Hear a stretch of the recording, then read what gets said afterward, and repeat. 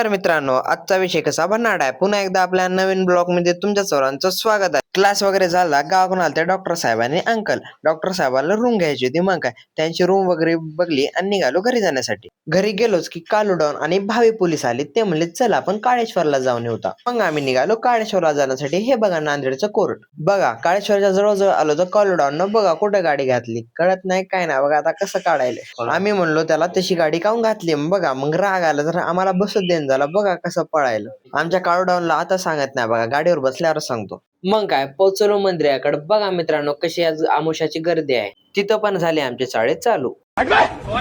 मैं बाबा टिल्लू बंद करो हाथ जोड़ के मैं मोदी साहब से गुजारिश करता हूँ।